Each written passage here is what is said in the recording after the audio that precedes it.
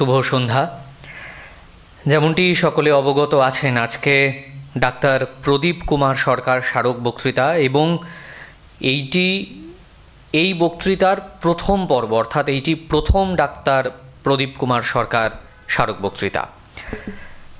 ইনস্টিটিউটের রীতি অনুযায়ী একেবারে প্রারম্ভেই ওনার একটি নাতিদীর্ঘ জীবনী।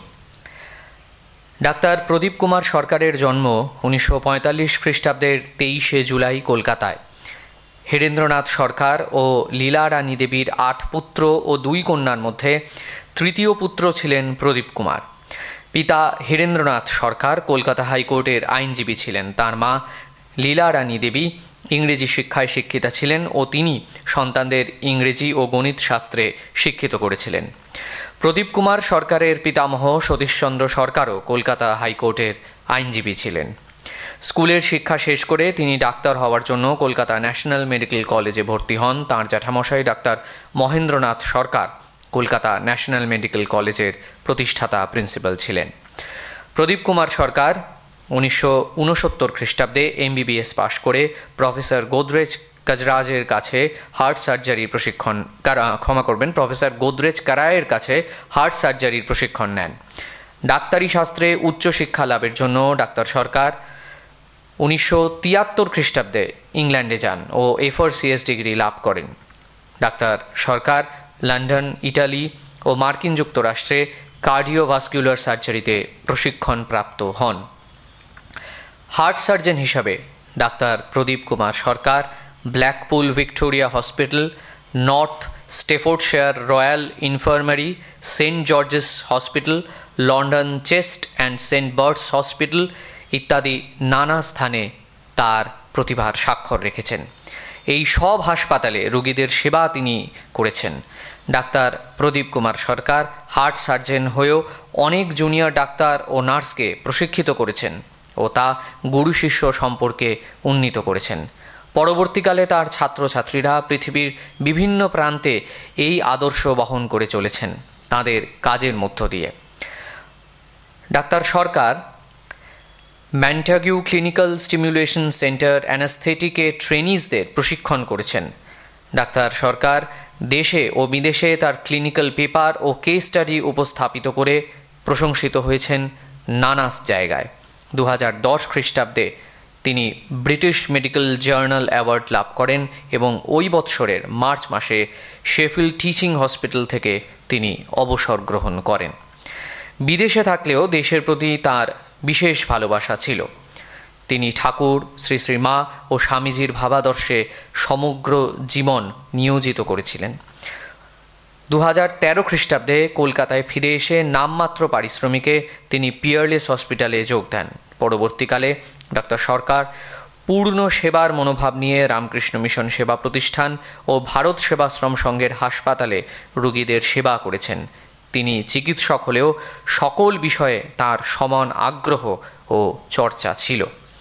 শারীরিক অসুস্থতার জন্য ডক্টর সরকার আবার ইংল্যান্ডে ফিরে যান এবং তার কর্মস্থলে 2017 খ্রিস্টাব্দের 15 সেপ্টেম্বর পরলোক গমন করেন। ডাক্তার প্রদীপ কুমার সরকার স্মারক বক্তৃতা তাঁর স্ত্রী শ্রীমতী মঞ্জু রায় সরকারের পৃষ্ঠপোষকতায় আয়োজিত। তিনি আমাদের মধ্যে উপস্থিত রয়েছেন। রামকৃষ্ণ মিশন ইনস্টিটিউট অফ কালচারের পক্ষ থেকে তাকে আমরা সাদর অভ্যর্থনা জানাই এবং ধন্যবাদ জ্ঞাপন করি। আজ প্রথম ডাক্তার প্রদীপ কুমার সরকার স্মারক বক্তৃতা প্রদান করবেন অধ্যাপক Gour Prasad Das, professor emeritus RIAC, TGC CREST and former professor IACS and IIT Kharagpur. তার আলোচনার বিষয় green energy for a sustainable future. আমি প্রফেসর দাসকে অনুরোধ করব তার বক্তৃতা শুরু করবার জন্য। ধন্যবাদ, নমস্কার।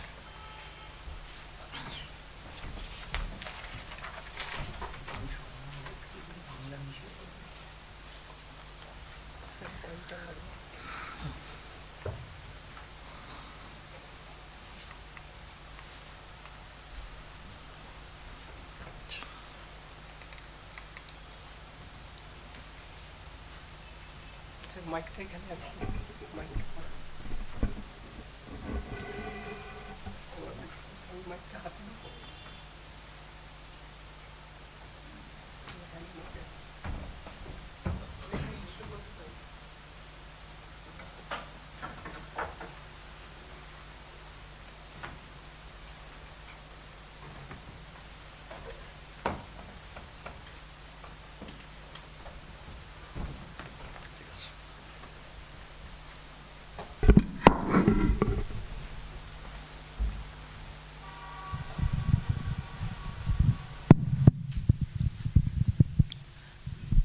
নমস্কার, শুভ সন্ধ্যা সবাইকে। আমার আন্তরিক প্রীতি, শুভেচ্ছা, অভিনন্দন। যারা আমার চেয়ে বয়স্ক তাদেরকে আমার শ্রদ্ধা, এবং যারা ছোট তাদেরকে প্রীতি জানিয়ে আমি আজকের এই বক্তৃতা শুরু করছি। ডক্টর প্রদীপ কুমার সরকার মেমোরিয়াল লেকচার সম্বন্ধে সায়ক চক্রবর্তী বললেন সব কিছু, এবং আমি নিজেকে ধন্য মনে করি যে এই ধরনের একজন মানে সারা জীবনব্যাপী যিনি মানে মানব সেবায় যুক্ত ছিলেন চিকিৎসার মাধ্যমে, তাঁর এই প্রথম স্মারক বক্তৃতা দেওয়ার সুযোগ আমি যে পেয়েছি সেটা আমার কাছে অত্যন্ত গর্বের ব্যাপার বলে মনে হয়। আমি তাই রামকৃষ্ণ মিশন ইনস্টিটিউটকে এবং শ্রীমতী মঞ্জুরানী সরকার যিনি এখানে আছেন তাকে আমার প্রণাম জানিয়ে আমি আজকের আমার বক্তব্য শুরু করছি। শুরু করবার আগে আমি একটা কথা বলে রাখি, সেটা হচ্ছে যে দীর্ঘ 40-45 বছর শিক্ষকতা এবং রিসার্চ করেছি নানান জায়গায়। সে কারণে আমি আমার যে স্লাইডসগুলো সেগুলো কিন্তু সব ইংরেজিতে, কিন্তু আমি চেষ্টা করব যে ইংরেজি এবং বাংলা মিশিয়ে বলতে। যদি কারোর কোনো অসুবিধা হয় আপনারা কিন্তু আমাকে ক্ষমা করবেন, কেননা কতগুলো টার্মিনোলজি আমি হয়তো বাংলায় মানে বলতে পারবো না, তর্জমা করতে পারবো না, কিন্তু আমি চেষ্টা করব ইংরেজি বাংলা মিশিয়ে বলতে। Okay, green energy for a sustainable future. এটা শুরু করবার আগে আমি বলতে চাই যে আজকের দিনটা হচ্ছে একটা very special day. 13th February is a national women's day আজকে, এবং it is celebrated to mark the birth anniversary Sarojini Naidu, যাকে নাইটিঙ্গেল অফ ইন্ডিয়া বলা হয়, তার 145তম জন্মদিন উপলক্ষে। 1879 সালে জন্মেছিলেন সরোজিনী নাইডু। সবাই আমরা এই মহান ব্যক্তিত্বকে সবাই আমরা চিনি। তো সেই দিনটা আজকের দিন, এবং স্বামীজির একটা কথা ছিল যে the best thermometer to gauge the progress of a nation is the treatment of its women, which is the embodiment of power or shakti. সেই জন্য আজকের আমার এই যে টকটা যেটা দেবো গ্রিন এনার্জির ওপরে, সেটা আমি ডেডিকেট করছি আমার মাতৃদেবী, যাকে আমি মনে করি যে who is the source of all my energy. এবং সবশেষে মানে আমার সিনসিয়ার থ্যাঙ্কস আমি জানাচ্ছি রামকৃষ্ণ মিশন ইনস্টিটিউট অফ কালচারকে এবং organising this Prabir Kumar Sarkar memorial lecture. Okay, now let's start. Plan of the talk. আমি কি বলবো, আমি কতগুলো ইন্ট্রোডাক্টরি রিমার্ক দেবো আগে অন সাস্টেনেবিলিটি। সাস্টেনেবিলিটি বস্তুটি কী, তারপরে আমি বলবো রিনিউয়েবল এনার্জি সম্বন্ধে 2-4টে কথা। তারপরে আমি যে সমস্ত জিনিসের উপরে গত কয়েক বছর যাবৎ কাজ করছি তার উপরে একটু আধটু বলবো। লিথিয়াম আয়ন ব্যাটারি, হয়তো এটা অনেকেরই জানা এখানে। Lithium ion battery for energy storage and use in automobiles to electronics. সব জায়গায় লিথিয়াম আয়ন ব্যাটারি এখন কাজে এবং ক্রমশ বাড়ছে এর ইউজ।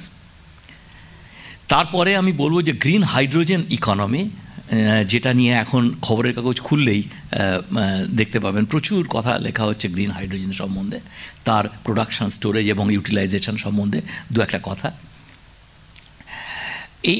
এইটা আমি খুব ছোট করে বলবো। মানে আমি নিজে একজন ফিজিসিস্ট, পদার্থবিদ্যার এবং মেটেরিয়াল সায়েন্টিস্ট বলতে পারেন। সেই জন্যে আমি এই যে আমাদের ফিজিক্সিস্ট এবং মেটেরিয়াল সায়েন্টিস্টরা এই সলিড স্টেট ব্যাটারি এবং হাইড্রোজেন স্টোরেজ সম্বন্ধে কি বক্তব্য রাখতে পারে সে ব্যাপারে 2-1টা কথা বলবো। একটু টেকনিক্যাল সেই জায়গাটা হবে, কিন্তু এই প্রথম দিকটা একেবারেই টেকনিক্যাল নয়। আমি ইচ্ছে করেই এমনভাবে করেছি যাতে করে যতটা পারা যায় এখানে কোনো টেকনিক্যাল জিনিসপত্র আমি না দেবার চেষ্টা করেছি, যতটা পারা যায়। এইটাই হচ্ছে আমার আজকের বক্তব্য। আমরা যদি আজকের দিনে, আগেকার দিনে যেমন লোকে শুধু খবরের কাগজ এবং রেডিও পড়তো, এখন তো আর মানে এখনকার দিনের প্রজন্ম তারা তো এই ইনফরমেশান সুপার হাইওয়ের জন্যে তারা এখন এত রকমের জিনিসপত্র সব আছে, সব কিছু তাদের কাছে এখন এই ইনফরমেশান সুপার হাইওয়ে দিয়ে চলে আসছে এবং আমরা কন্টিনিউয়াসলি শুনে আসছি এই কথাগুলো, যেমন নিউজ এবং ডিবেটস, প্রোটোকলস, এগ্রিমেন্টস ইত্যাদি ইত্যাদি, যেমন ধরুন প্যারিস এগ্রিমেন্ট, কিয়োটো এগ্রিমেন্ট, এগুলো সমস্ত হচ্ছে যে আমাদের যে মানে ক্লাইমেট সম্বন্ধে আমরা শুনে আসছি। এবারে আমি কতগুলো টার্মিনোলজি বলবো যেগুলো আমার মনে হয় এই ঘরে যারা আছেন শুনছেন তারা সবাই এইগুলো খবরের কাগজ বলুন, রেডিও বলুন, টেলিভিশন বলুন শুনে আসছেন। গ্লোবাল ওয়ার্মিং, তার মানে global temperature rising from the early 20th century and 1970 পর থেকে গত 50 বছর এটা একটা অ্যালার্মিং অবস্থায় গিয়ে পৌঁছেছে। তারপর ধরা যাক ক্লাইমেট চেঞ্জ, এই যেগুলো আমি ব্লুতে লিখেছি এইগুলো সবাই আমরা মানে প্রায় শুনতে পাই। গ্লোবাল ক্লাইমেট চেঞ্জ, যেমন ধরুন flooding, extreme heat waves, rising sea levels, shrinking glaciers, accelerating ice melt in Antarctica, etc., etc., caused mainly by people burning fossil fuel and putting out heat-trapping gases into the air. এই যে climate change, এটা তার সাংঘাতিক জায়গায় এখন পৌঁছেছে। হ্যাঁ, আচ্ছা, কার্বন ফুটপ্রিন্ট, এ কথাটাও আমরা প্রায় শুনে আসি। কার্বন ফুটপ্রিন্ট মানে total amount of greenhouse gas, আমি এ ব্যাপারে একটা দুটো কথা বলবো পরে, emitted into the atmosphere. Greenhouse gas মানে carbon dioxide, methane, nitrous oxide, এগুলোকে সব গ্রিন হাউস গ্যাস বলা হয়।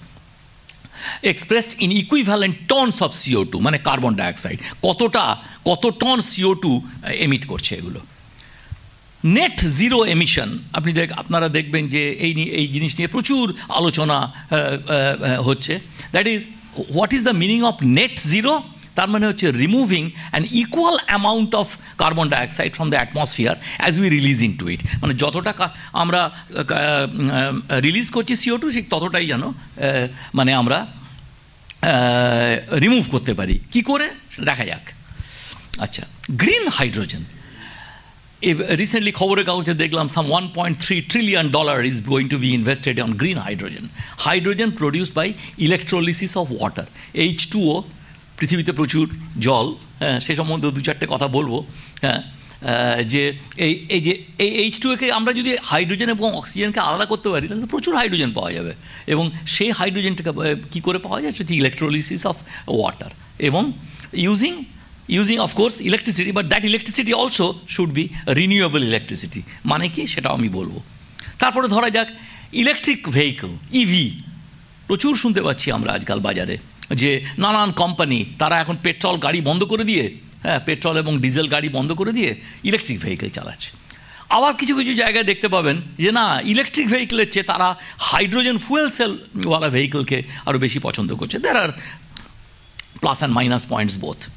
ক্লিন এনার্জি বলতে আমরা কী বুঝি? Solar energy. এখন দেখবেন প্রচুর বাড়িতে ছাদের ওপরে মানে সোলার প্যানেল বসানো আছে, কিন্তু দু রকমের সোলার এনার্জি হতে পারে। একটা হচ্ছে সোলার থার্মাল আর একটা হচ্ছে সোলার ফটোভোল্টাইক, যেগুলো আমরা রাস্তায় আলো দেওয়ার জন্য বা ছাদের ওপরে যেগুলো রাখি সেগুলোকে বলা হয় সোলার ফটোভোল্টাইক, কিন্তু solar thermal is also there. তাছাড়াও wind energy, hydro energy and so on, এগুলো সব হচ্ছে ক্লিন এনার্জি। এগুলো কয়লা বা পেট্রোলিয়াম থেকে আসছে না এনার্জি। রিসাইক্লেবল ব্যাটারি, এটা একটা বিরাট জিনিস। মানে ব্যাটারির যে আজকে কোথায় গিয়ে পৌঁছেছে এটা নিয়ে আমি অনেক কথা বলতে, কারণ আমি এখন যে ইনস্টিটিউটে কাজ করি সেই ইনস্টিটিউটটা পুরোপুরি প্রায় মোর দ্যান 80% ব্যাটারির ওপরে কাজ করি আমরা। সেই জন্যে recyclable battery, lithium ion battery extensively used. কিন্তু মুশকিলটা হচ্ছে যে এই লিথিয়াম আয়ন ব্যাটারিতে দুটো জিনিস লাগে, একটা হচ্ছে লিথিয়াম আর একটা হচ্ছে কোবাল্ট। এই দুটোর নাম আমরা সবাই শুনেছি, এবং এই দুটো পার্টিকুলারলি অত্যন্ত ডিফিকাল্ট পাওয়া, দাম বেশি এবং পাওয়া যায় না। কোথায় পাওয়া যায়? কতগুলো পৃথিবীর কয়েকটা জায়গায় পাওয়া যায়। 1 নম্বর হচ্ছে চায়না, 2 নম্বর হচ্ছে সাউথ আমেরিকা। এবারে এই সমস্ত জায়গা থেকে এই লিথিয়াম এবং কোবাল্টকে ভারতবর্ষে নিয়ে আসার জন্য যে পয়সা দিতে হয় আমাদেরকে, সেটাতে আমাদের কস্ট এফেক্টিভ ব্যাপারটা কতদূর হবে সন্দেহ আছে। সেই কারণে কি করছে নানান কোম্পানি, কয়েকদিন আগে আমাদের ওখানে এক্সাইড এসেছিল। এক্সাইডের নাম সবাই শুনে, এক্সাইডের ব্যাটারি। আপনারা কি জানেন যে এক্সাইড থেকে এখন ওই আগেকার দিনে লিড অ্যাসিড যে বড় বড় যেগুলো আমরা কারে বসাই, সেই ছাড়াও ওরা এখন বিশাল ব্যাঙ্গালোরে কোম্পানি করছে অন লিথিয়াম অ্যান্ড ব্যাটারি। তো আমাদের ইনস্টিটিউটে এসে আমাদের সাথে কথাবার্তা বলেছিল, এবং তাদেরকে আমরা জিজ্ঞেস করলাম যে আপনারা যে এত বড় একটা কোম্পানি, মানে বিশাল, মানে সত্যি বিশাল, মানে ব্যাঙ্গালোরে ওরা করেছে, এবং এবারে পরে জানা যাচ্ছে যে they have tie up with China. হ্যাঁ, এবং তার মানে কি, তার মানে র মেটেরিয়ালটা চায়না থেকে হয়তো, আমি এটা মানে হয়তো এই জন্য বলছি, আমি 100% শিওর নই। এইবারে যদি সেই র মেটেরিয়াল বন্ধ হয়ে যায়, তাহলে এই পার্টিকুলার কোম্পানিগুলোর কী অবস্থা হবে সেটা আমরা জানি না। আচ্ছা, আরও অনেক কিছু আছে। আচ্ছা, পরে আমি বলবো ASSB মানে হচ্ছে অল সলিড স্টেট ব্যাটারি। আমি এটার উপরে 2-4টে কথা বলবো শেষের দিকে। গ্রাউন্ড ওয়াটার ডিপ্লিশন, এটা একটা বিরাট প্রবলেম, বিশাল প্রবলেম। মানে এটা আমরা শুনতে পাচ্ছি। আমরা অ্যাট র্যান্ডাম আমরা কি করছি, আমরা আন্ডারগ্রাউন্ড থেকে জল তুলে নিচ্ছি। আমরা যে বাড়ি টাড়ির জন্য যে জল, সেটা কিছুই না। ইরিগেশন মানে চাষের জন্য যে জল তুলছি, পাঞ্জাব হরিয়ানাতে যে সিচুয়েশান, সেটা ভয়াবহ সিচুয়েশানে এসে পৌঁছেছে এখন। তার কারণ ইট leads two acute shortage of portable water. এই যে কী অবস্থায় দাঁড়াবে আর 10 বছর বা 20 বছর বাদে আমরা জানি না। প্লাস্টিক পলিউশন, সবাই আমরা দেখছি যে প্লাস্টিক বন্ধ করে দাও, কিছুতেই আর বন্ধ হচ্ছে না প্লাস্টিক। হ্যাঁ, তো মানে এক্সপোনেনশিয়াল ইনক্রিজ ইন প্লাস্টিক্স। না, 1950 সালে 2.3 মিলিয়ন টন প্লাস্টিক ছিল, আর 2015 সালে সেটা 448 মিলিয়ন টন হয়েছে। Can you imagine? 1950 থেকে 2015, মানে ইন 65 ইয়ার্স 2.3 থেকে 448, মানে এটা কত পার্সেন্টেজ, মানে এটা ভাবা যায় না। তো এখন এই যে টার্মিনোলজিগুলো আমি লিখলাম, এগুলো কিন্তু আমরা সবাই খবরের কাগজ হোক, টেলিভিশন হোক, হোয়াটসঅ্যাপ হোক, নানান রকমের আমাদের যে এই যে ইনফরমেশান সুপার হাইওয়ে, এটা নিয়ে আমরা জানি। আমরা একটা জিনিসকে নিয়ে, আমরা এতগুলো তো কথা নিয়ে কথা বলা যাবে না। গ্রিন হাউস এফেক্ট একটা নিয়ে আমরা একটুখানি সময় দিই। গ্রিন হাউস এফেক্ট মানে খুব সিম্পল, মানে সূর্য থেকে যে রশ্মি, মানে এবং যে গ্যাসগুলো এখানে আসছে আর্থে, এবারে এখানে এসে সেই আর্থকে ওরা হিট করছে দিনের বেলা। হ্যাঁ, এবারে during the day the sun heats up the earth's atmosphere, ওখান থেকে যে সূর্যের আলো আসছে, এবং রাত্রিবেলা when the earth cools down, the heat is radiated back into the atmosphere. রাত্রিবেলা সেখান থেকে হিটটা অ্যাটমসফিয়ারে ব্যাক করে। কিন্তু একটা কিন্তু আছে, এই প্রসেসে the heat is absorb by the greenhouse gas. এখানে একটা গ্রিন হাউস গ্যাসের একটা স্তর আছে এখানে। এবারে যখন এটা ফিরে যেতে চাইছে, তখন কিন্তু এরা ফিরে যেতে পুরোটা পাচ্ছে না। Now is it good or bad? I say it is good. তার কারণ এই ফিরে যেতে পারছে না বলেই সেই জন্যে আমাদের আর্থের টেম্পারেচারটা একটা মানে কি বলবো, অ্যামেনেবল একটা টেম্পারেচারে আছি। এটা যদি না ফিরে যেতে পারতো, তাহলে কিন্তু এত ঠান্ডা হয়ে যেত, মানে বা গরম হয়ে যেত, যেটা আমাদের মানে মানে আমরা থাকতে পারতাম না। অর্থাৎ এমনভাবে নেচার করেছে, যেটা হচ্ছে যে ঠিক এক্স্যাক্ট একটা ব্যালেন্স আমরা করেছি। এই যে এটাকে বলে গ্রিন হাউস এফেক্ট। মুশকিলটা অন্য জায়গায়। মুশকিলটা হচ্ছে যে ন্যাচারাল গ্রিন হাউস এফেক্ট, যেটা এতক্ষণ বললাম আমি, তার সাথে সেটাকে আমি যদি হিউম্যানস অ্যাক্টিভিটি দিয়ে দিই, তাহলে কিন্তু দেখা যাচ্ছে যে এই যতটা হিট এই যে বেরিয়ে যাবার কথা, ততটা হিট বেরোচ্ছে না। তার কারণ এই যে সো কল্ড গ্রিন হাউস গ্যাসের যে লেয়ারটা, যেটা আমি একটু বড় করে দেখিয়েছি এখানে, এই পার্টটা হচ্ছে ন্যাচারাল, এই পার্টটা হচ্ছে হিউম্যান ক্রিয়েটেড। এই হিউম্যান ক্রিয়েটেড যে গ্রিন হাউস যে লেয়ারটা, সেই লেয়ারে আমরা এমন জিনিসপত্র দিচ্ছি যাতে করে এইগুলো পুরোপুরিভাবে এখান থেকে বেরোতে পারছে না। বেরোতে না পারলে কী হবে? বেরোতে না পারলে আর্থ আরও গরম হয়ে যাবে। And that is exactly what is happening. তাহলে দেখা যাচ্ছে যে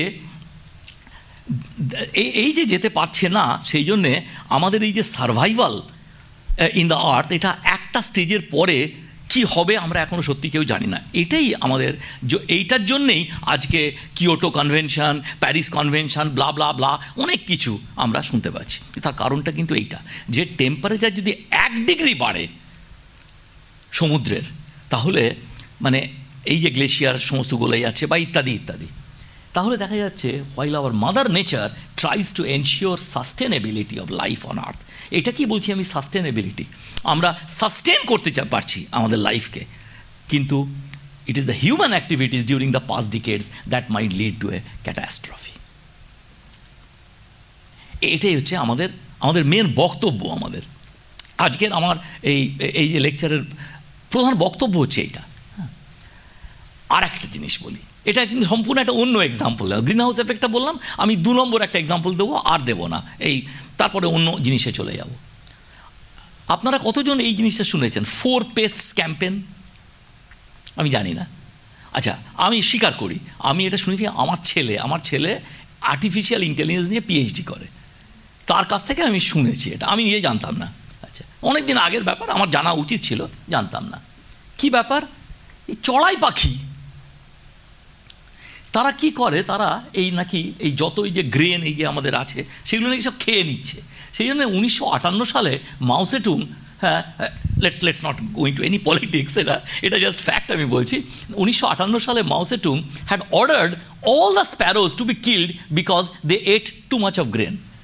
এত গ্রেন খেয়ে নিচ্ছিল ওরা, মাও সেতুং বললো সব চড়াই পাখি মেরে ফেলো, এবং সত্যি হয়েছিল। এবং কীভাবে মেরেছিল সেটা আমি আর বলছি না, সেটা matter of details. Okay, this caused one of the worst environmental disaster in the history. ভাবা যায় না যে এটা কি এনভায়রনমেন্টাল ডিজাস্টার। কেন? Why? Because it also upset the ecological balance. Without sparrows to control them, insect population, particularly locusts, হ্যাঁ, ওই যে আমরা সেই ছোটোবেলায় পড়েছিলাম না, সেই কি একটা বলছিলাম, বর্গি এলো দেশে না কি আর পড়েছিলাম না, সেরকম ব্যাপার আর কি। হ্যাঁ, সেরকম এই যে লোকাস্ট, দ্যাট পপুলেশন এক্সিডেড, তাই তো? আচ্ছা, এটা এক্সিডেড, হ্যাঁ, পঙ্গপাল, এক্স্যাক্টলি, হ্যাঁ।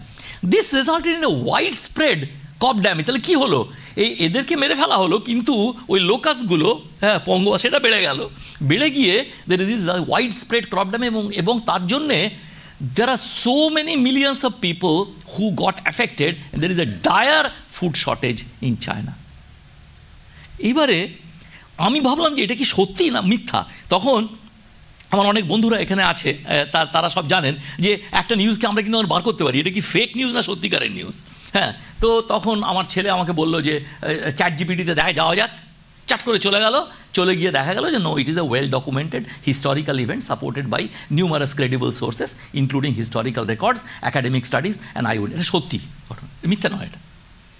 তাহলে দেখা যাচ্ছে যে সাস্টেনেবিলিটির জন্যে আমরা হিউম্যানরা এমন কিছু মানে বোকামি করি, যার জন্য আমরা নিজেরাই নিজেদের পায়ে কুড়ুল মেরে আমাদের নিজেদের ধ্বংসকে ডেকে আনি।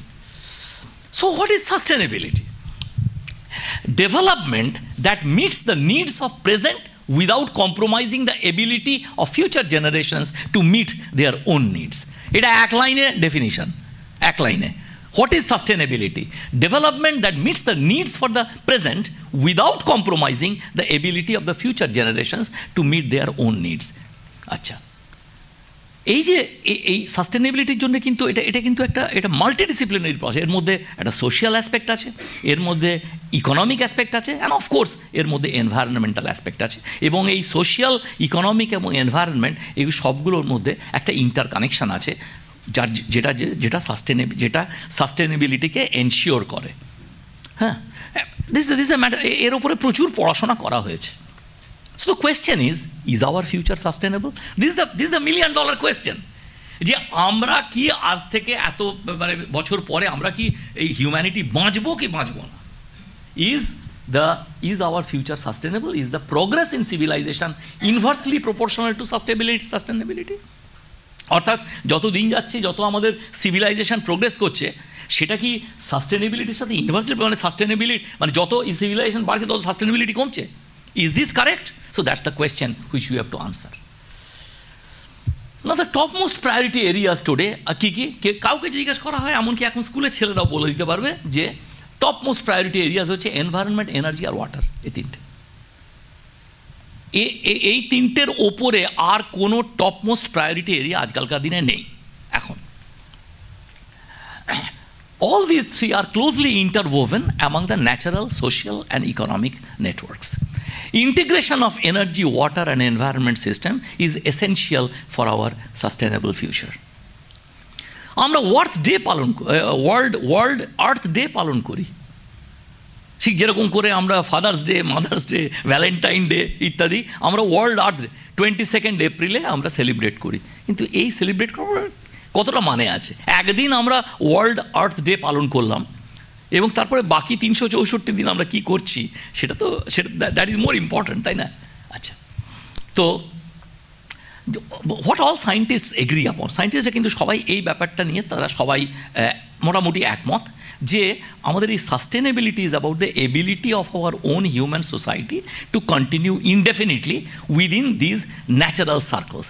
বায়োস্ফিয়ার, যেটা আমি কিছুক্ষণ আগে বললাম যে সূর্য ছাড়া তো আর আমরা বাঁচতাম না, সূর্য থেকে যে আমরা এনার্জি পাচ্ছি এবং সেখান থেকে এখান থেকে যেটা ফিরে যাচ্ছে। Okay, it's a close system, so nothing disappears, everything disperses. Okay, photosynthesis সবাই জানি আমরা। What is photosynthesis? আমি একটা দুটো দেব।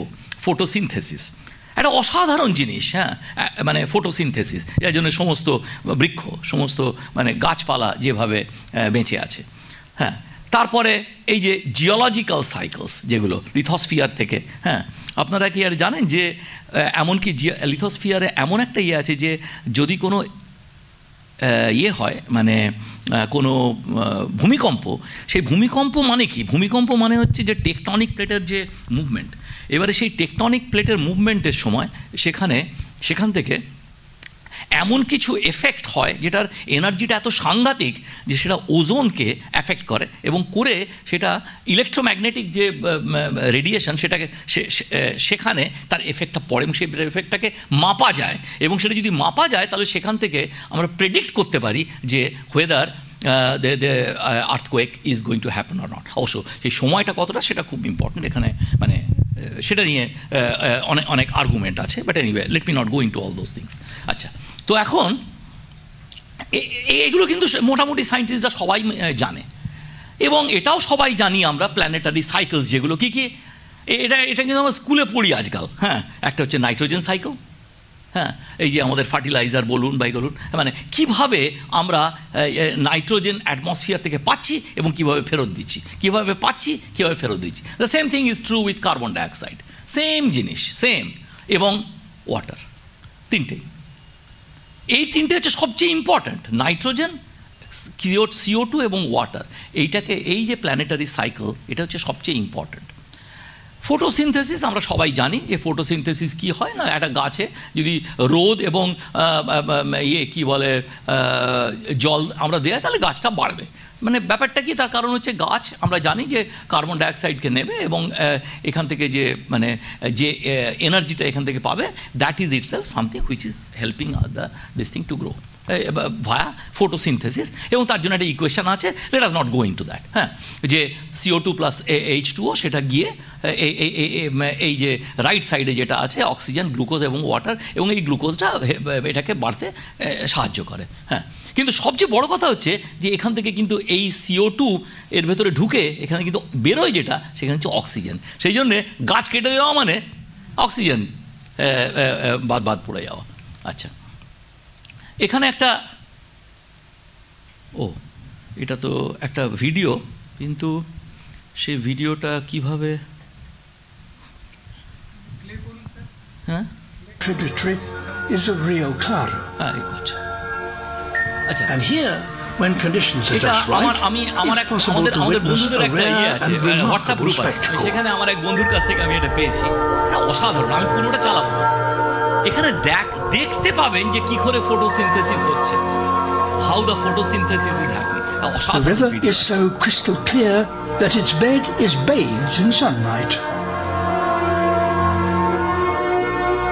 A magical landscape of miniature mountains and valleys. এই যেগুলো দেখছেন এগুলো অক্সিজেন বেরোচ্ছে, এই যে বুদবুদ করে যেগুলো বেরোচ্ছে।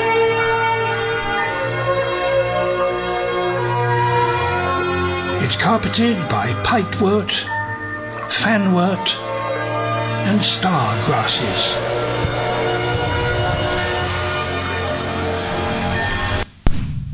Sorry. আমি ভুল করলাম, আমি আই এম সরি, এটাকে করতে হবে আমাকে।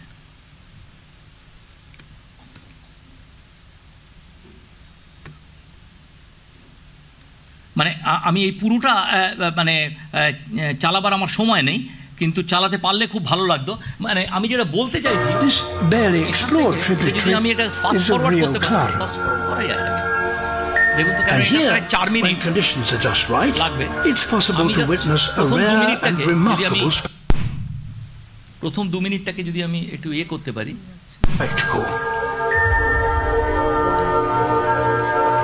হ্যাঁ, এই তো আছে।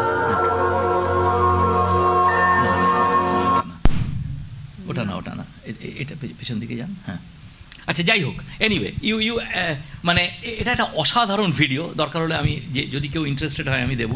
সেখানে একেবারে পরিষ্কার দেখা যাচ্ছে যে কিভাবে মানে সূর্যের আলো আসবার পরে ফটোসিনথেসিসটা কিভাবে হচ্ছে, এবং সেটা গাছকে খাদ্য কিভাবে দিচ্ছে, গ্লুকোজ কিভাবে তৈরি হচ্ছে, সেটা গাছ একদিকে বাড়ছে এবং তার সাথে সাথে অক্সিজেনটা বেরোচ্ছে, এবং অক্সিজেনটা সেই বুদবুদ করে যে বেরোচ্ছে, এটা একটা ভিডিও নেওয়া হয়েছে। ইটস জাস্ট অ্যান ইনক্রেডিবল, অসাধারণ সুন্দর, মানে কোনো সন্দেহ নেই সে ব্যাপারে।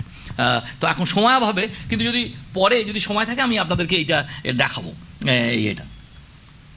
আচ্ছা, এবারে হ্যাঁ, okay, now what I do is that now I go to the next part of the talk, that is the renewable energy scenario. Renewable energy সম্বন্ধে যদি বলতে হয় তাহলে সবাই জানি আমরা যে what is renewable energy. Now this is energy which comes from natural resources such as sunlight, wind, rain, tides and geothermal heat. হ্যাঁ, এবারে রিনিউয়েবল মানে কি? তার মানে it is constantly replenished, does not have significant pollutant emissions, and renewables cost money, so you must weigh its benefit. আমার দেখতে হবে। Solar energy is considered to be one of the most well known source of renewable energy. There are others also, I am coming to that. আর non renewable মানে কি? It draws on finite sources which will eventually run out, যেমন আমাদের কয়লা অথবা petroleum. হ্যাঁ, এগুলো আমরা সবাই জানি যে কতদিন চলবে এটার ব্যাপারে অনেক আর্গুমেন্ট আছে, but it is also true যে যতটা সময় নেচার লাগিয়েছে এই কয়লাটাকে তৈরি করতে, সেভারাল মিলিয়ন ইয়ার্স, এটাকে তুলতে আমাদের of the order of 100 years আমাদের লাগছে। তাহলে যেটা তৈরি করতে লাগছে 10 to the power 6 ইয়ার্স আর তুলতে লাগছে 100 ইয়ার্স, তাহলে naturally is clear, the equation is clear that it is non renewable. The pollutants are of concern, greenhouse gases, fossil fuels such as coal, oil and natural gas, they are considered to be non-renewable. Okay. Now, এটা একটা জিনিস যেটা কিন্তু অনেকের মধ্যে একটা confusion আছে, সেটা হচ্ছে যে এই যে রিনিউয়েবল এনার্জি আর সাস্টেনেবল এনার্জি দুটো কি সেম? না, এক্স্যাক্টলি সেম নয়, যদিও দুটো রিলেটেড। হ্যাঁ, আচ্ছা, এখানে এটা আমি অবশ্য গুগল থেকে নিয়েছি। হ্যাঁ, so what is the difference? Now renewable energy comes from sources that naturally renew themselves at a rate that allows us to meet our energy needs, which includes biomass, geothermal, hydro power, solar, wind, এগুলো সব হচ্ছে renewable. Not all renewable energy is also sustainable, but improving the sustainability of renewables and fossil fuels can have environmental benefits. It is renewable energy. Sustainable energy comes from sources that can fulfill our current energy needs without compromising future generations. Also involves collection and distribution. Energy must be efficiently acquired and distributed in order to be sustainable. এর উপরে কয়েকটা example আমি পরে দেওয়ার চেষ্টা করব। একটা এখানে যেটা দেখাচ্ছি, সাস্টেনেবল ডেভেলপমেন্ট হচ্ছে is based on reducing climate impacts and ensuring balanced use of natural resources. হ্যাঁ, তার মানে কি, যে ক্রাইটেরিয়াগুলো কি? 1 নম্বর হচ্ছে সাস্টেনেবল হতে গেলে it should last for a long time. For example, the energy source which should be effectively limitless. সূর্য বন্ধ হয়ে যাবে না কোনোদিন, উইন্ড কোনোদিনই বন্ধ হবে না। So that is why it lasts almost for infinity. It should not do any harm. No greenhouse gas, no pollutants or hazards. It should leave no change in the ecosystem. So the output recycled to replace the input for example hydrogen cycle. আমরা জানি hydrogen cycle এমন একটা জিনিস যেটাতে আমরা বাতাসে যে oxygen আছে সেটার সাথে হাইড্রোজেন মিলে তৈরি হয় সিম্পলি ওয়াটার, আর কিচ্ছু না। এবং এই হাইড্রোজেন সাইকেলটাকে আমরা ইউজ করব পরে, আমি দেখাবো আমাদের হাইড্রোজেন জেনারেশন এবং স্টোরেজের জন্য, ফুয়েল সেলের জন্য, পরে আমি আসছি সেটা। So how sustainability is connected to renewable energies. The process of converting renewable energy sources like sun and wind to carriers like hydrogen or electricity come closest to fulfilling these sustainability criterion. In sharp contrast, fossil energy systems usually operate as once-through processes, irreversibly converting hydrocarbons to carbon dioxide and water. এটা কিন্তু খুব important. এখন এবারে যদি আমরা দেখি যে আমরা যখন এনার্জি বলছি, এনার্জি ছাড়া তো কিছুই চলবে না। তো energy past, present and future. আগে আমরা পাস্ট যখন স্টোনেজ এবং ব্রোঞ্জেজ এই যে ছিলাম তখন যেভাবে আমরা এনার্জিকে মানে পেতাম, তারপরে যখন আমরা আয়রন বা প্লাস্টিক বা সিলিকন এই যে গেছি তখন অন্যরকমভাবে পেয়েছি, আর ফিউচারে যখন আমরা কার্বন এবং ক্লিনার এনার্জি সোর্সেসগুলো যাব তখন আমাদের অন্যরকমভাবে আমরা পাবো। So evolution through energy types, হ্যাঁ, in the past it was human or animal, presently water, wind, coal, oil, gas, এবং ফিউচারে আমরা চেষ্টা করছি রিনিউয়েবল, সোলার ফিউশন, মানে নিউক্লিয়ার ফিউশন ইত্যাদি। এবং আস্তে আস্তে আস্তে আস্তে যত দিন যাচ্ছে তত কিন্তু আমাদের এই যেগুলো আমি বললাম যে বায়োম্যাস, কোল, অয়েল, ন্যাচারাল গ্যাস ইত্যাদি ইত্যাদি, এর যে রেশিওগুলো কিন্তু চেঞ্জ হচ্ছে। এবং আমার ধারণা, যদিও সেটা অনেকেই হয়তো এগ্রি করবে না, কারণ আমি নিজে বহুদিন ডিপার্টমেন্ট অফ অ্যাটমিক এনার্জিতে কাজ করেছি, আমার ধারণা যে nuclear fuel is one of the cleanest fuels. কিন্তু এটার ব্যাপারে অনেক আর্গুমেন্ট আছে, সেই আর্গুমেন্টের ভেতরে আমি যাব না। আচ্ছা, so what are our renewable energy sources? সবাই আমরা জানি solar, wind, hydro electric, geothermal, ocean, tidal, biomass. এবং এগুলোর নাম্বারগুলো দেখুন, এটা হচ্ছে একটা টিপিক্যাল নাম্বার। এটা obviously this is just something for your eyes, এর এক্স্যাক্ট ভ্যালু একটু আধটু এদিক সেদিক হবে। সো দেখা যাক এনার্জি সোর্স এবং তার করেসপন্ডিং পার্সেন্টেজ। সোলার প্রায় পুরোটাই, আর অন্যগুলো দেখুন ocean thermal, wind, geothermal, river hydro electric, blah blah blah, 0.0 এবং তার চেয়ে কম। একা সোলারই যদি আমরা ইউজ করতে পাই তবেই। Only solar, that is Sunlight incident on earth, এই টোটাল একটা এস্টিমেট করা হয়েছে 85 পেটাওয়াট। ওকে, পেটা মানে জানেন 10⁻12, 6000 times more than our consumption. আমাদের কনজামশন কত সারা পৃথিবীর? Approximately 15 terawatt. তাহলে 15 টেরাওয়াটের কোথায় 85 পেটাওয়াট? তার মানে এটাকে 15 টেরাওয়াটকে 6000 দিয়ে গুণ করলে এই অ্যামাউন্ট অফ এনার্জি আর সোলার সান থেকে আসে, আর আমাদের দরকার এইটা। তাহলে তো আমরা বলি তাহলে তো আমাদের আর প্রবলেম কোথায়? The problem is solved. But no, the problem is somewhere else. এটাকে যে আমরা ইউজ করব তার জন্যে আমাদেরকে যে মানে মেটেরিয়ালস দরকার, সেখানেই এই যে সায়েন্টিস্টদের প্রয়োজন এবং ইঞ্জিনিয়ার্সদের, যে তারা কিভাবে এই how to make the best utilisation of this storage. So Derek অ্যাবটের একটা আর্টিকেল পড়েছিলাম IEEE-তে, সেখানে লিখেছিল keeping the energy debate clean, how do we supply the world's energy needs. Okay, এবং সেখানে according to Derek Abbott, solar thermal collection using parabolic reflectors and hydrogen used as an energy carrier in combustion engines for energy storage and transportation. This is probably by far the most sensible way for us in future to take care of the energy needs of the entire world, which is 15 terawatt. And of course, needless to say that the energy source should be abundant, secure, renewable, clean, cost effective. এটা একটা বেশ সুন্দর film, এবং আমি জানি তার কারণ হচ্ছে যে প্রফেসর ওয়াল্টার কোন আমাদের ফিল্ডের লোক, মানে নোবেল প্রাইজ পেয়েছেন প্রফেসর, এবং প্রফেসর ওয়াল্টার কোন সম্বন্ধে বলতে গেলেই বলতে হয় যে এনার দ্বিতীয় স্টুডেন্ট হচ্ছেন আমার মাস্টারমশাই। আমাদের কিছু বন্ধুবান্ধব এখানে আছে, আমাদের সবারই মাস্টারমশাই, তার নাম হচ্ছে চঞ্চল মজুমদার। প্রফেসর চঞ্চল মজুমদারের মাস্টার মানে PhD করেছেন এনার কাছে সান্টা বারবারাতে। যাই হোক, আচ্ছা, সো এই যে ফিল্মটার নাম হচ্ছে দি পাওয়ার অফ দ্য সান। এটা যদি এগুলো সব অ্যাভেলেবল মানে আমাদের ইয়েতে মানে অন দ্য ওয়েব, হ্যাঁ, মানে this is a scientific morality tale. এটা অসাধারণ জিনিস যে finding economically realistic clean and safe energy sources to replace diminishing cheap fossil fuels with energy demands of the developing world continually to grow rapidly. এই ফিল্মটা দেখলে তবে বুঝতে পারবেন যে অসাধারণ ফিল্ম এটা। একটা দুটো একটু টেকনিক্যাল কথা, এই যে সান থেকে যে সূর্য থেকে যে রশ্মিটা আসছে, সেই রশ্মি থেকে আমরা যেটা দেখতে পাই ভিভ গিয়র, ভায়োলেট, ইন্ডিগো, ব্লু, গ্রিন, সেটা কিন্তু শুধু এইটুকুন, এইটুকুন, এই যে ভিজিবল লেখা আছে। কিন্তু এটা ছাড়াও এই পুরো স্পেকট্রামটা কিন্তু সূর্য থেকে আসে। এই যে মাঝখানে ভিজিবলটা, হ্যাঁ সত্যি কথা, এটা খুব, এটা হচ্ছে ইন্টেন্সিটি আর এটা হচ্ছে ওয়েভলেংথ। এইটুকু হচ্ছে ভিজিবল, এই দুটো লাইনের মাঝখানে। আর এর চেয়ে যখন ওয়েভলেংথ কম হবে সেটাকে বলা হয় আলট্রাভায়োলেট। সেটা কিন্তু শরীরের পক্ষে ক্ষতিকারক, সেটার জন্য স্কিন ক্যান্সার হতে পারে যদি আমরা ঠিক মতো করে সেটাকে না করি। হ্যাঁ, সেই জন্যে অনেক দেখবেন অনেক জায়গাতেই ওই যে কী বলে ওই কী বলে নানান রকমের ওই লোশন, অ্যান্টি কী বলে ওটাকে, সানস্ক্রিন, কারণ কি মানে যাতে করে এই আলট্রাভায়োলেটটা যাতে এফেক্ট না করে। আচ্ছা, ইনফ্রারেড তো অবভিয়াস, তার কারণ তাহলে ইনফ্রারেড মানে যেটা গরম হয় সেটাকে বলে ইনফ্রারেড। এগুলো হচ্ছে লোয়ার ওয়েভলেংথ। তো এই পুরোটাই হচ্ছে সোলার স্পেকট্রাম। হ্যাঁ, এবং এখানে যদি দেখা হয় যে আজকে আমাদের পৃথিবীতে যে আমাদের যে ডিমান্ড, তার 80% of the current needs is supplied by, দেখুন, অয়েল, গ্যাস আর কোল। 22, 23 আর 39 যোগ করুন, 80।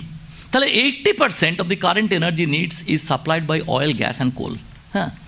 And much of it goes to meet the needs of mobile industry.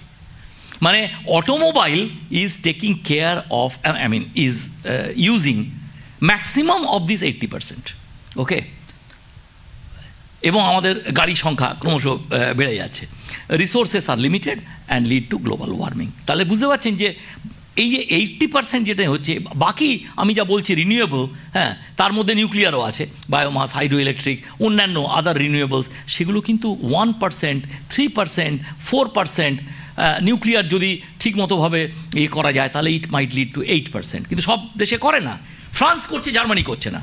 Germany বলে দিয়েছে না আমরা নিউক্লিয়ার করবো না, ফ্রান্স পুরোপুরিভাবে। এরকম আরও অনেক এক্সাম্পলস আছে। বাট এনিওয়ে, হ্যাঁ, আমাদের ইন্ডিয়াতে কিন্তু আমি একটা কথা না বলে পারছি না, আমাদের কিন্তু নিউক্লিয়ার রেকর্ড ইজ ইম্পিকেবলি গুড, ইম্পিকেবল। আমি একটা দায়িত্ব নিয়ে বলছি, তার কারণ এই যে আমাদের ফুকুশিমা ডিজাস্টার বা এর আগে যেগুলো সবাই জানেন, হ্যাঁ, সেগুলোতে যা হয়েছে সেটাতে ইন্ডিয়াতে হওয়ার কেউ বলতে পারে না জিরো, হওয়ার সম্ভাবনা খুব কম। কেননা আমাদের এখানে যে আমরা মানে আমাদের যে ক্রেডেন্সিয়ালস আমরা যে এস্টাবলিশ করেছি ডিপার্টমেন্ট অফ অ্যাটমিক এনার্জিতে, সেটা নিয়ে আমার মনে হয় আমাদের গর্ব করতে পারি আমরা। ওকে, আচ্ছা, তাহলে হয়ে গেল এগুলো। এইবারে আমি তাহলে আসছি একটু দু একটা কথা ব্যাটারির ওপরে, কেননা সেটা, আচ্ছা, এবারে আমাকে সময়টা দেখতে হবে, কতক্ষণ সময় আছে।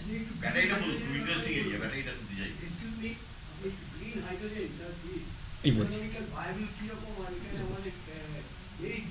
এই আসছি, থ্যাংক ইউ ফর দ্যাট। হ্যাঁ, ব্যাটারি, হাইড্রোজেন দুটোই আমি বলছি পরপর একটু করে। হ্যাঁ, আচ্ছা, এইটা সম্বন্ধে একটু বলতে মানে বলছি এই কারণে, তার কারণ আমি যে ইনস্টিটিউটে এখন কাজ করি, ইনস্টিটিউটের নামই হচ্ছে research institute for sustainable energy, ছোটো করে rise.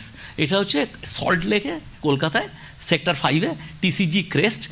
TCG stands for Chatterjee group, CREST stand for centre for research and education on science and technology. তো আমাদের এই ল্যাবটা মানে it's, I think it's one of the state of the art lab. Probably under one roof it is one of the best labs in India. Probably, okay. কারণ আমি ইন্ডিয়ার সমস্ত lab ঘুরেছি, মানে it is probably one of the best labs. এবারে এখানে এই যে রাইজে আমরা solid state battery, cost effective high density sodium ion battery, যেটা নিয়ে এখন আমরা কাজ করছি এই মুহূর্তে, ওকে, বেশিরভাগ, কারণটা আমি পরে আসছি। আচ্ছা, তারপরে aqueous lithium zinc ion battery, solid electrolyte based battery. This is extremely important. আমি আসছি। Liquid electrolyte designed for high energy and fast charging battery. This is very important. কতক্ষণ চার্জ করতে লাগবে? এবারে যদি আমরা একটা গাড়ি নিয়ে যদি আমরা মানে ব্যাটারি চার্জ করতে যদি আমার 1 ঘন্টা লাগে, সেই ব্যাটারি কেউ ইউজ করবে না। সেজন্য আমাদের চার্জিং এবং ডিসচার্জিং সাইকেলটা it is very very important. আচ্ছা, আরও কাজ করি আমরা গ্রিন হাইড্রোজেন এবং CO2 রিডাকশন। আর তাছাড়া এই প্রত্যেকটার জন্য আমাদের দরকার হচ্ছে কম্পিউটেশন এবং ক্যারেক্টারাইজেশন। আমাদের এখানে আমাদের ল্যাবে এই সমস্ত ফেসিলিটিসগুলো আছে। এখানে জাস্ট একটা ছবি আর কিছু না। হ্যাঁ, আমাদের এই সমস্ত গ্লোব বক্স, মানে এই এখানে এগুলো যে দেখতে পাচ্ছেন এগুলো সব হচ্ছে কয়েন সেল। আমরা দেখতে পাবেন না হয়তো, এগুলো প্রত্যেকটা এগুলো প্রচুর ওই কয়েন সেলগুলোকে আমরা টেস্ট করি, মানে চার্জ ডিসচার্জ আমরা টেস্ট করি এগুলোকে তৈরি করি আমরা।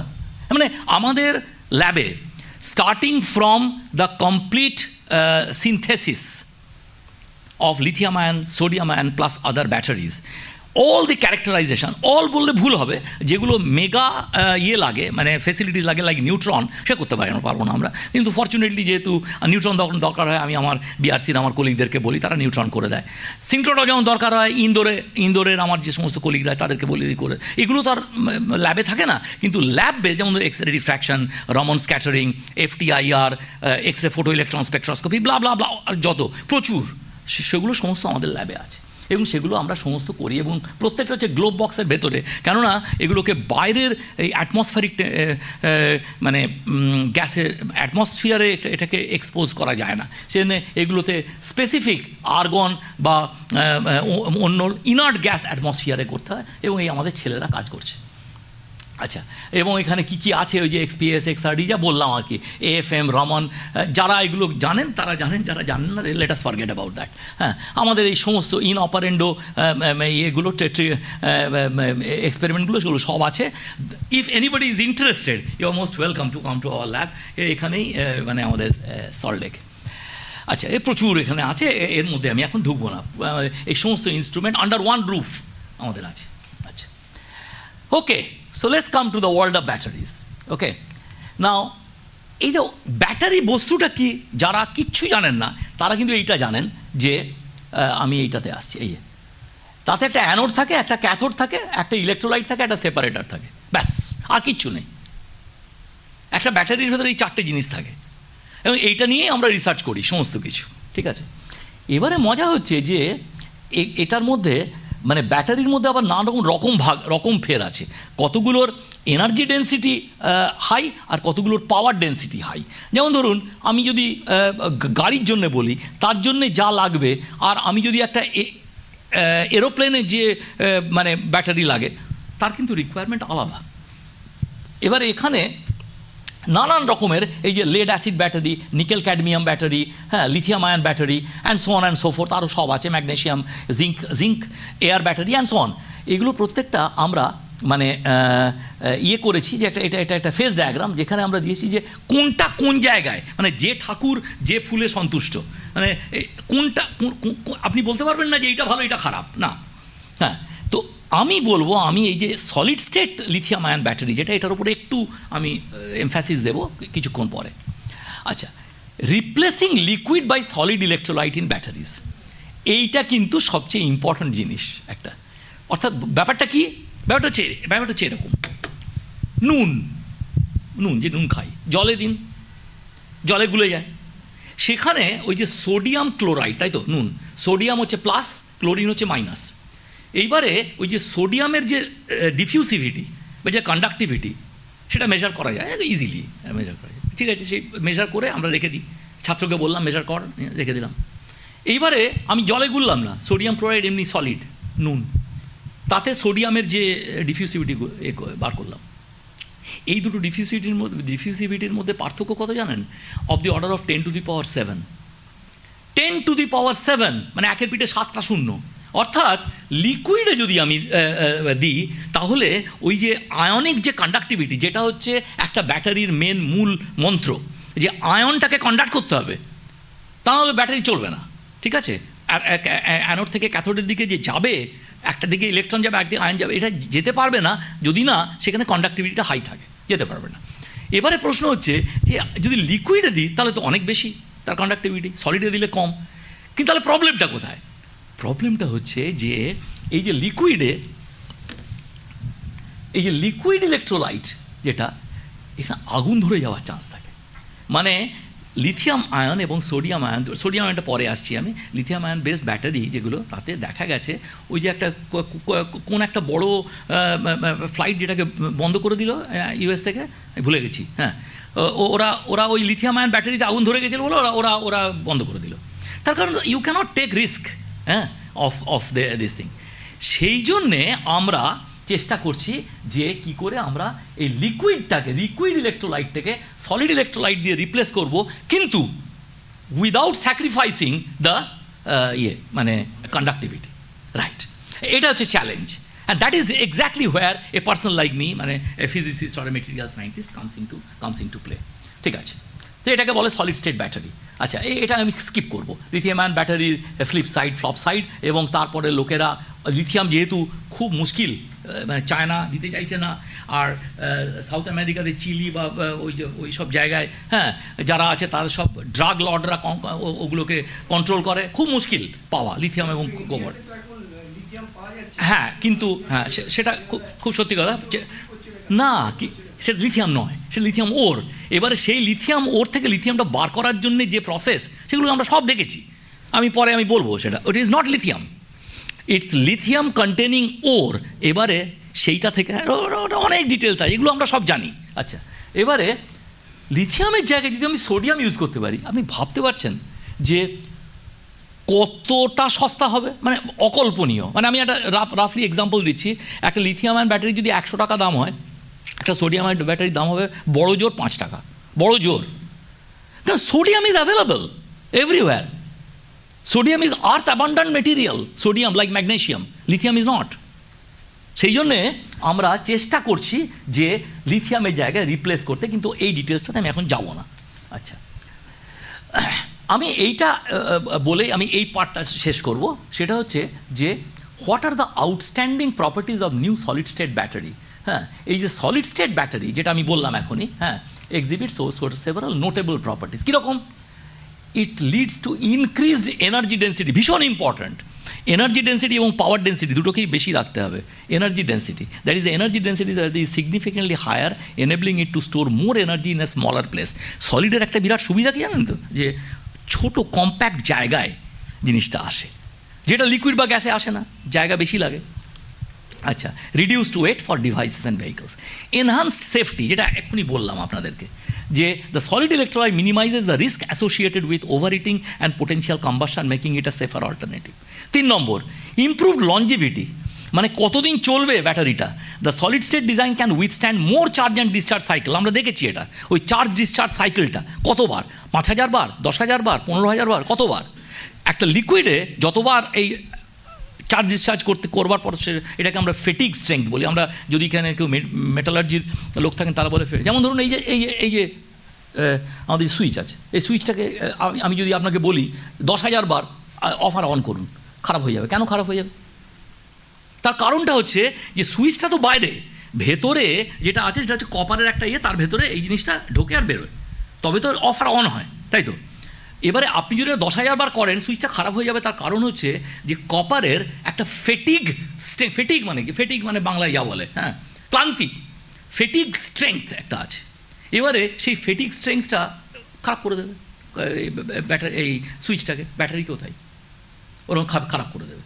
তো ওকে, কপারকে আমরা অ্যাটমিক এনার্জি কমিশনে আমরা কী করি, আমরা তার ভেতরে একটুখানি বেরিলিয়াম মেশাই 1%, তাতে ফেটিগ স্ট্রেংথ এত অর্ডারস অফ ম্যাগনিটিউড বেড়ে যায়।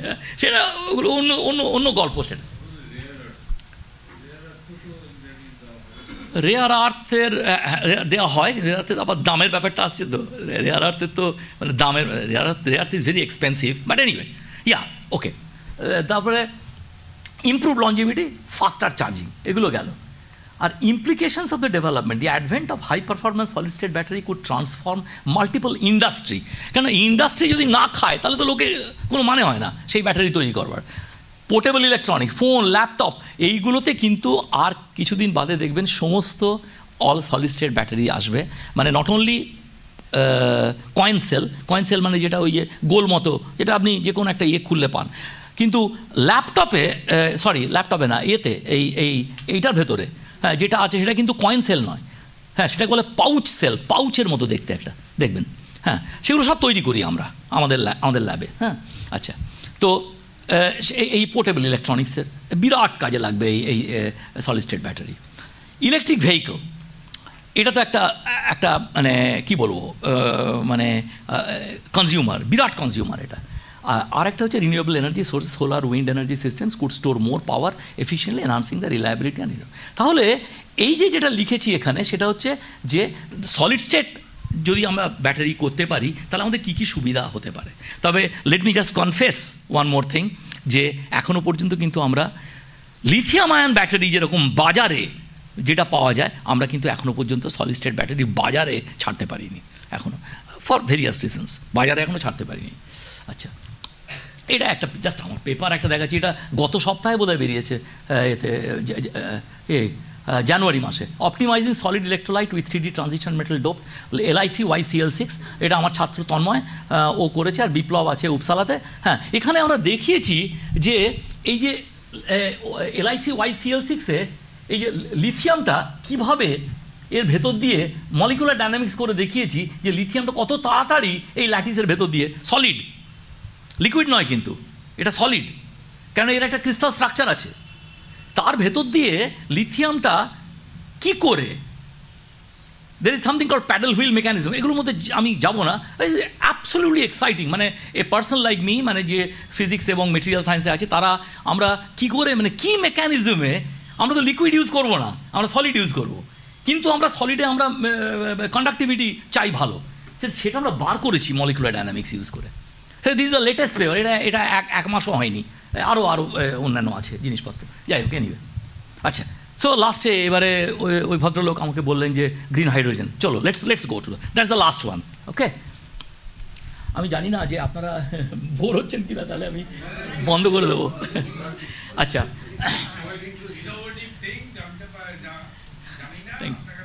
Thank you. আচ্ছা, ওভার টু হাইড্রোজেন। আচ্ছা, আমি হাইড্রোজেনের ওপরে মানে বেশ কয়েক বছর, বছর দশেক তো হবেই, আমি যখন কাল্টিভেশনাল সায়েন্স যেতে ছিলাম কি বলে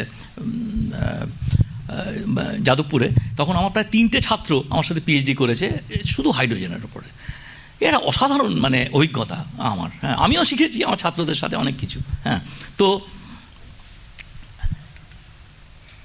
এই যে রিনিউয়েবল এনার্জি হাইড্রোজেন সাইকেল, যেটা আমি অলরেডি বলেছি কিছুক্ষণ আগে, যে বাতাসে অক্সিজেন আছে। হ্যাঁ, এবারে এখান থেকে কি হচ্ছে যে কিভাবে এই অক্সিজেনের সাথে হাইড্রোজেনকে আমি এখানে মানে হাইড্রোজেন এবং অক্সিজেনের মধ্যে যে রিয়াকশানটা, সেটা দিয়ে তৈরি হবে ওয়াটার, কিন্তু তৈরি হওয়ার পরে যে ফুয়েল সেলের যে মানে প্রিন্সিপালটা, যেখানে আলটিমেটলি আমি কিন্তু ফুয়েল সেল থেকে হাইড্রোজেনটা পাবো, এবং সেই হাইড্রোজেনটাকে আমি ইউজ করব for the purpose of running something.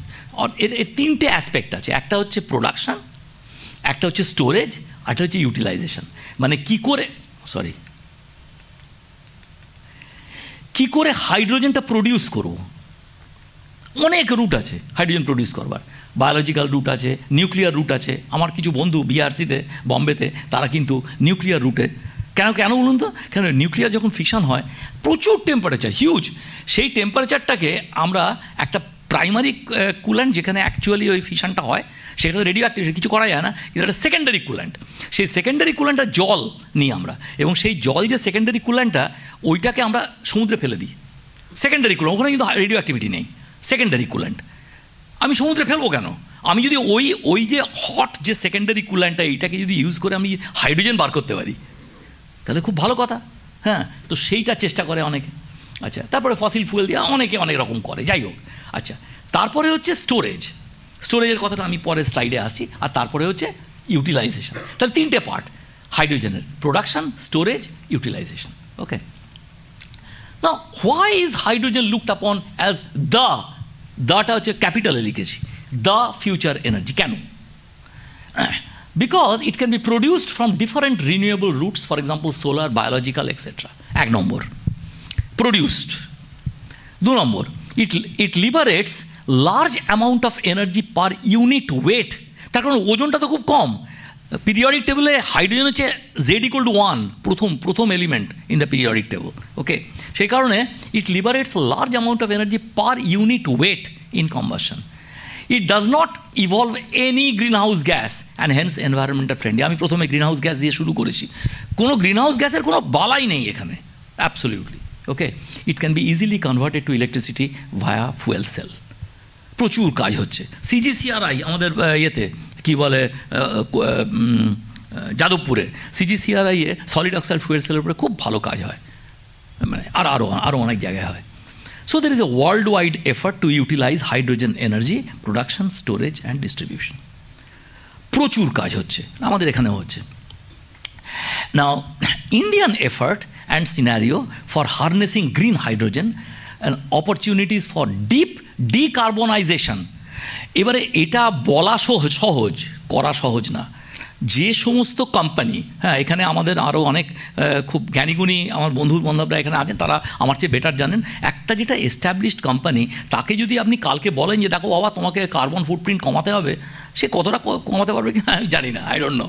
ওকে, সেই জন্যে এই যে harnessing green hydrogen opportunities for deep decarbonisation in India, most large economies including India have, এখন তো ইন্ডিয়াকে বলা যেতে পারে এখন মানে third fourth largest economy in the world, have committed to net zero targets and it is widely felt that green hydrogen will play a significant role in helping India achieve its decarbonisation target.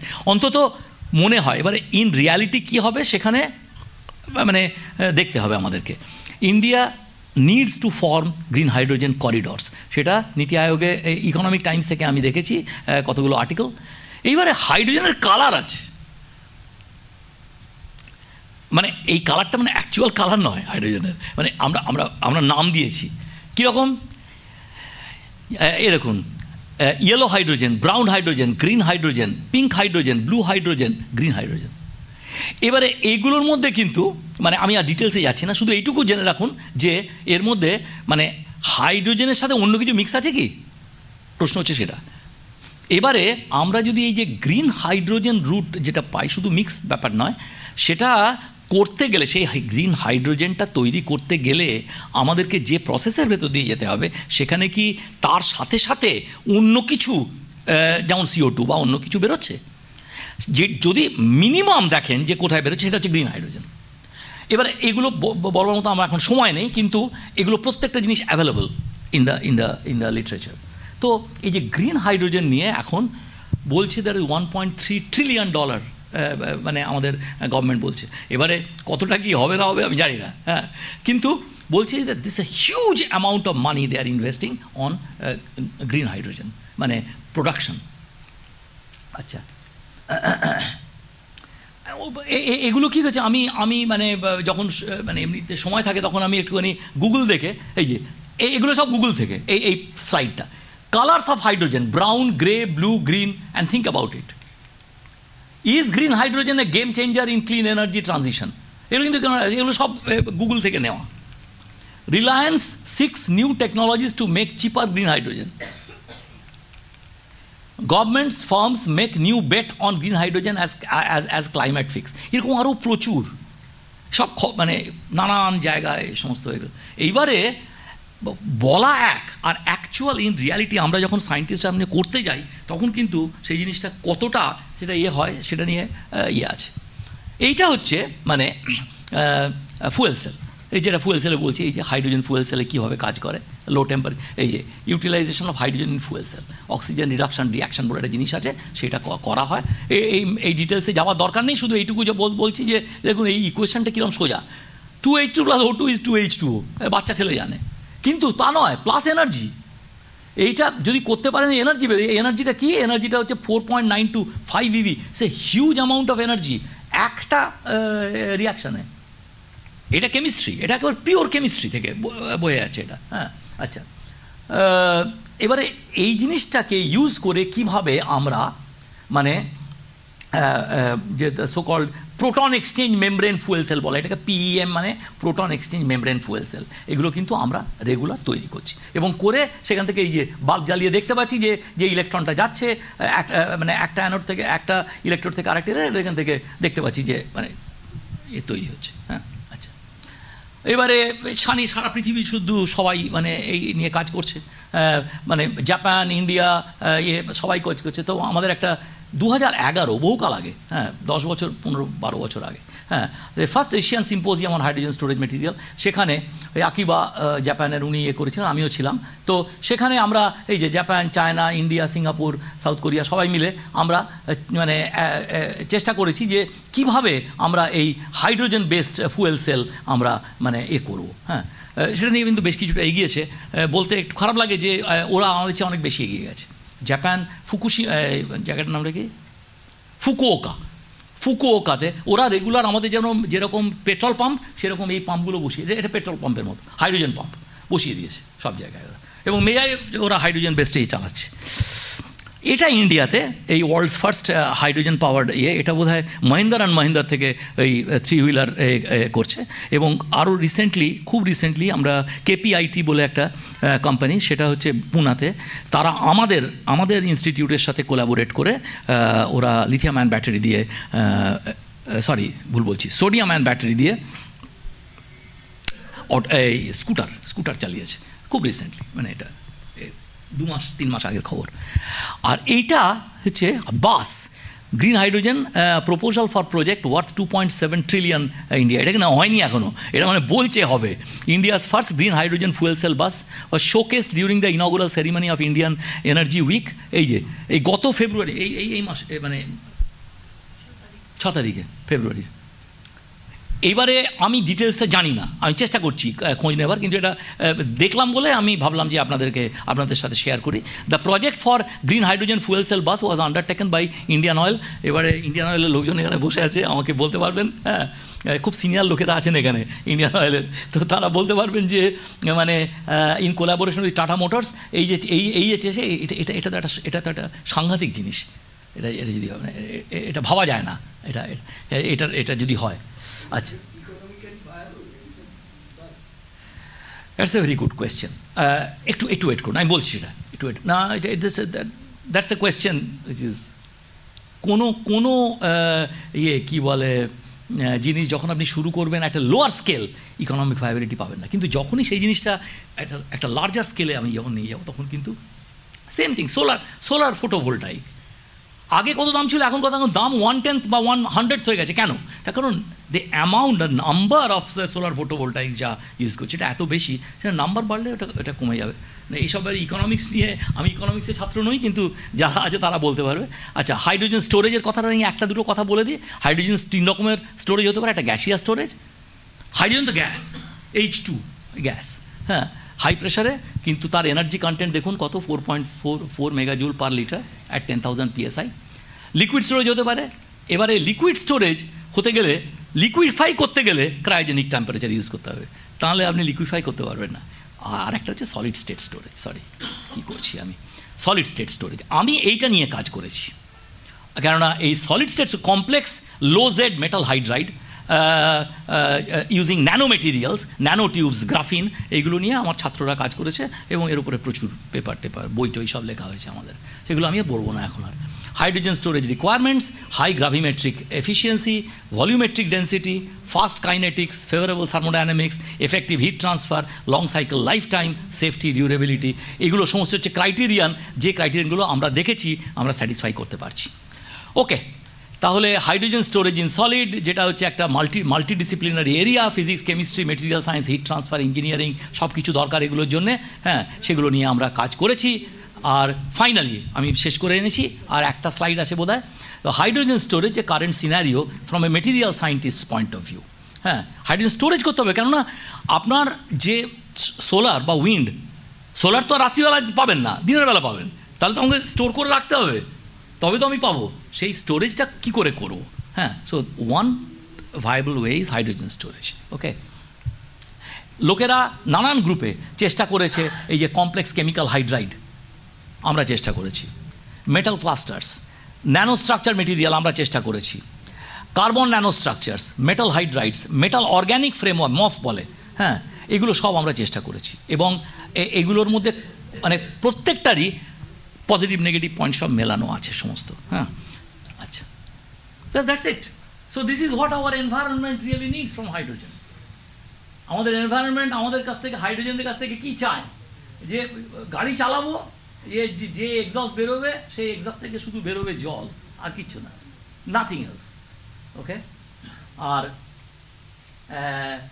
এই জিনিসটা মানে আমি সেদিন calculate করে দেখলাম যে এই যে আমরা যে ইয়ে ইউজ করি, ওই যে টয়লেট পেপার এবং ওই পেপারগুলো যেগুলো ইউজ করি আমরা, হ্যাঁ, টিস্যু পেপার, হ্যাঁ, ইত্যাদি ইত্যাদি, সেই টিস্যু পেপারের 3000 টিস্যু পেপার ইউজ করা মানে একটা গাছকে কেটে দেওয়া। সেটা আমাদেরকে একটু মনে রাখতে হবে যে আমরা র্যাম্প্যান্টলি, যেন আমি প্রায় যখনই এয়ারপোর্টে যাই তখন দেখি একটা লোক নিয়ে ওই টিস্যু পেপার এইগুলো কাটছে, করছে, সে মানে অ্যাট র্যান্ডম 10টা 15, দরকার নেই, একটা হলেই যথেষ্ট।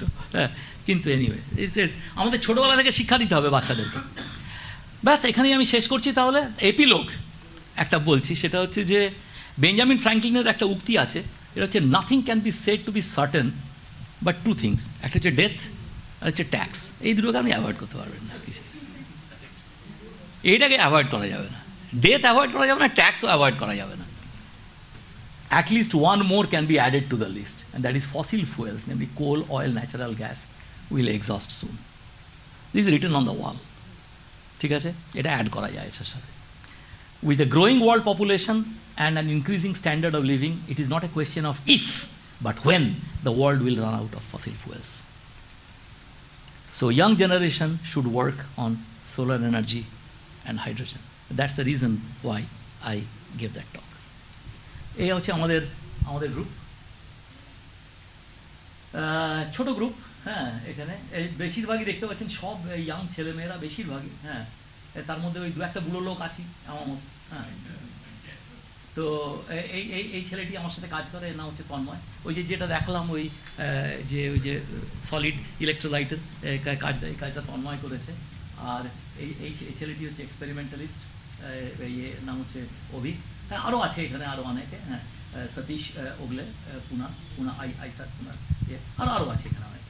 তো মানে এটা হচ্ছে আমাদের একটা ছোট্ট গ্রুপ, এই যে rice research institute on sustainable energy.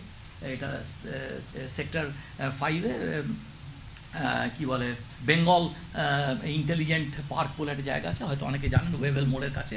So you are most welcome, you can come and have a look at this our facilities. So that's it. Thank you very much for your attention. Thanks a lot.